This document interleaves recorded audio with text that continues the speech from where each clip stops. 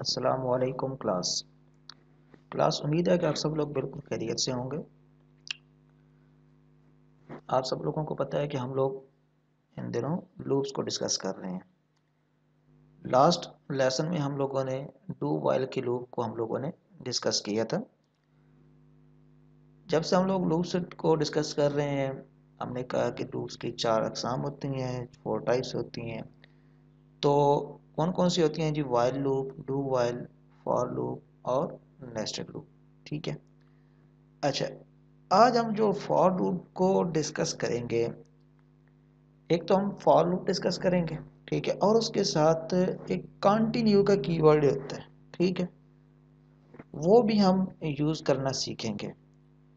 अच्छा, ये जो कंटिन्यू का कीवर्ड है ना, ये आप लोग हर लूप के साथ यूज़ कर सकते हैं, लेकिन फॉर लूप के साथ हम ज़रा इजीली यूज़ कर सकते हैं, ठीक है। नॉर्मली ये कंटिन्यू की स्टेटमेंट यूज़ भी फॉर लूप के साथ होती है, इस वजह से मैंने आज फॉर लूप के साथ इसको ऐड किया है, ठीक है। तो फॉर लूप भी बेसिकली इसकी अगर डेफिनेशन और फ्लो चार्ट देखा जाए तो ये वाइल से मिलता जुलता है, ठीक है। हाँ, कोड वाइज डिफरेंट है, ठीक है। तो डेफिनेशन और फ्लो चार्ट इसका उसी तरह से है जैसे वाइल लूप का है, कि हम लोग पहले कंडीशन लगाते हैं और उसके बाद लूप के अंदर जो भी स्टेटमेंट्स होती हैं वो रन होंगी, ठीक है। तो चलें इसकी डेफिनेशन हम लोग देखते हैं। अच्छा, डेफिनेशन और फ्लो चार्ट, सबसे पहले हम डेफिनेशन देखते हैं जी। डेफिनेशन क्या है? A loop is used for executing a block of statement repeatedly until a given condition return false. के जो लूप है वो उस वक़्त तक चलता रहेगा, एग्जीक्यूट होता रहेगा, अपनी स्टेटमेंट्स को रन करता रहेगा जब तक जो हम लोगों ने कंडीशन लगाई हुई है वो फॉल्स नहीं हो जाती, ठीक है। जब वो फॉल्स हो जाएगी वहाँ पर हमारा लूप एंड हो जाएगा, ठीक है। अच्छा, इसी का हम लोग फ्लो चार्ट ज़रा देखते हैं कि सबसे पहले आप लोगों ने उसके लिए इनिशियलाइज कराया, ठीक है। इनिशियलाइज क्या होता है कि आप लोगों ने कोई वेरिएबल लेना है, ठीक है, उसको इनिशियलाइज करेंगे और उसके बाद आप लोग क्या करेंगे, उसके ऊपर कोई कंडीशन अप्लाई करेंगे। कंडीशन उस वक्त तक चलती रहेगी, कंडीशन उस वक्त तक ट्रू, जब तक ट्रू होगी उस वक्त तक हमारा लूप के अंदर ही जो चीज़ें हैं, जो भी स्टेटमेंट्स हैं वो चलती जाएंगी, ठीक है। और जब वो कंडीशन फॉल्स होगी तो क्या हो जाएगा, लूप हमारा एंड हो जाएगा। समझ आई? अच्छा, अब हम इसी के आगे एक थोड़ी सी एडिशन की है। एडिशन क्या की है हम लोगों ने, कि हम लोगों ने साथ में कंटिन्यू स्टेटमेंट को भी ऐड कर दिया, ठीक है। तो ज़रा कंटिन्यू स्टेटमेंट वाली आगे देखते हैं। Definition and flow chart for loop with continue, ठीक है। अच्छा, अब कंटिन्यू बेसिकली एक कीवर्ड है, इसको ज़रा पहले इसकी डेफिनेशन को समझने की कोशिश करते हैं। जी जनाब, the continue statement is used inside loop. पहली बात तो कंफर्म हो गई कि ये वाली जो पर्टिकुलर स्टेटमेंट है इसको हम लोगों ने यूज़ ही कहाँ पे करना है, लूप के अंदर यूज़ करना है, ठीक है। When a continuous statement is encountered inside a loop, control jump to the beginning of the loop for next iteration।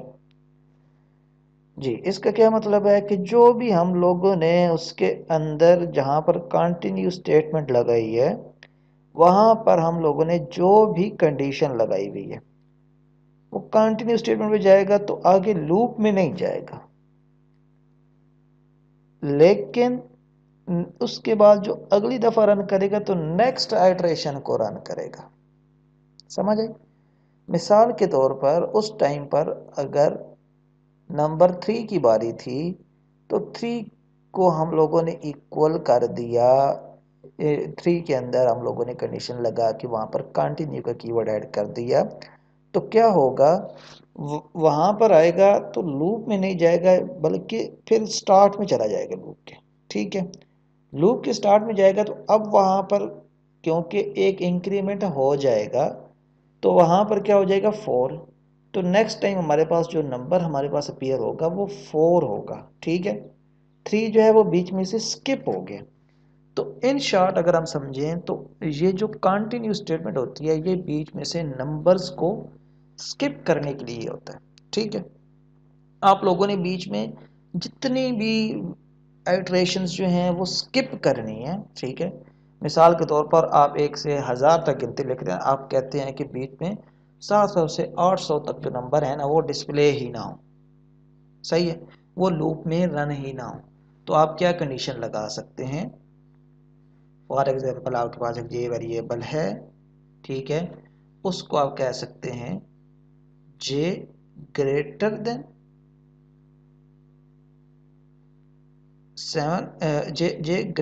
700 and का सिंबल यूज करेंगे, डबल एंड जो कि एक कीबोर्ड के साथ है वो लगाएंगे, and less than equal to 800, ठीक है। तो ये क्या होगा, 700 से 800 के दरमियान जो है हमारी जो भी स्टेटमेंट्स होंगी वो स्किप हो जाएंगी, ठीक है। तो अभी इसका फ्लो चार्ट देखते हैं। फ्लो चार्ट में इसमें क्या होगा, सबसे पहले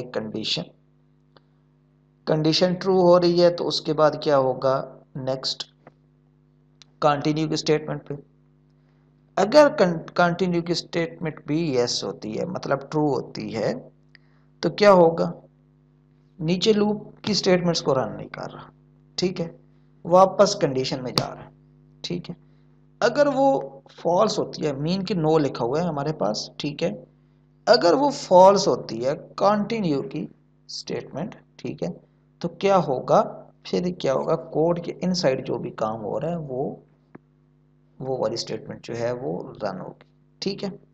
तो लूप भी आप लोगों को बड़ा क्लियरली बता रहा है, ठीक है। लेकिन जब मेन कंडीशन भी फॉल्स होगी तो क्या होगा, वहां पर हम लूप से बाहर निकल जाएंगे, समझ गए। अच्छा, अब नेक्स्ट, अब यहाँ पर बेसिकली आपको ज़्यादा बेहतर समझ आने वाली है, क्योंकि सबसे ज़्यादा अच्छे तरीके से जो चीज़ें समझ आती हैं वो एग्जांपल्स के साथ आती हैं, ठीक है। अभी आपको एक रियल टाइम एग्जांपल भी देखेंगे हम लोग, पहले फॉर के, फिर फॉर विद कंटिन्यू, ठीक है। फॉर लूप में इस कंडीशन को देखते हुए हमारे पास क्या आउटपुट आनी चाहिए जी, हमारे पास क्या आने चाहिए, 1 से 8 तक जो है नंबर्स प्रिंट होने चाहिए, ठीक है। रिमाइंडर डी या परसेंट डी जो यूज़ किया हुआ है वो किस लिए यूज़ किया हुआ है जनाब, ताकि कोई भी गार्बेज वैल्यू ना आए, ठीक है, सही। और फॉर लूप को लिखने का तरीका ये है कि फॉर और उसके बाद जो भी पहला नंबर होता है, ठीक है, जे इक्वल टू 0, जहाँ से आप लोग स्टार्ट कर रहे हैं, ठीक है। फिर जे कहाँ तक होना चाहिए, जे लेस देन इक्वल टू 8, ठीक है, कि उस वक्त तक लूप चलना चाहिए जब तक 8 भी नहीं आ जाता। जब 8 के बाद 9 आएगा तो उसके बाद क्या होगा, लूप हमारा एंड हो जाएगा और हर दफ़ा इंक्रीमेंट होगा, आगे जे प्लस प्लस लिखा होगा, ठीक है। अच्छा, ये तो सिंपल फॉर लूप है, सही है। इसकी आउटपुट क्या आएगी, 1 से 8 तक लिखी हुई आएगी, 1 2 3 4 5 6 7 8, सही। अच्छा, अब नेक्स्ट जो है वो कंटिन्यू के साथ। अब इसमें क्या हुआ कि फॉर का लूप लगा हुआ है, उसके अंदर हम लोगों ने एक इफ कंडीशन लगाई, if J equal equal to 4, जब लूप के अंदर 4 आए तो वहां पर कंटिन्यू कर दो, इट्स मीन कि 4 को जो है ना वो स्किप कर दो, तो हमारी आउटपुट क्या है, 1 2 3 5 6 7 8, बीच में 4 डिस्प्ले ही ना हो, ठीक है। तो ये क्या करेगा, ये कंटिन्यू जो है ना वो उसको वहां पर स्किप करेगा। अब जरा देखें, 1 2 3 5 6 7 8, ठीक है। तो ये जो कंटिन्यू का कीवर्ड है ये हम इसलिए यूज करते हैं कि जहां पर हम लोगों ने कुछ नंबर्स को, कुछ अल्फ़ाबेट्स को बीच में स्किप करना होता है, तो वहां पर हम लोग ये कंटिन्यू की स्टेटमेंट यूज करते हैं, ठीक है। ये एक बिल्ट इन फंक्शन है, एक बिल्ट इन कीवर्ड है, ठीक है, जो हम यूज करेंगे। तो हम क्या करेंगे, उसमें स्किप वाला जो है ऑप्शन, उसको हम लोग अचीव कर लेंगे, ठीक है। तो उम्मीद करता हूँ क्लास के आज भी आप लोगों को ये फॉर लूप भी बहुत अच्छी तरीके से समझ आ गया होगा, और इसके साथ हमने जो एक एडिशनल चीज़ की है कंटिन्यू स्टेटमेंट वाली, ठीक है, ये भी आप लोगों को उम्मीद है बहुत अच्छी तरीके से समझ आई होगी। किसी को अगर समझ नहीं आई तो वो यूट्यूब में कमेंट कर सकता है या मेरे व्हाट्सएप से मुझसे पूछ सकता है। आज के लिए इतना ही।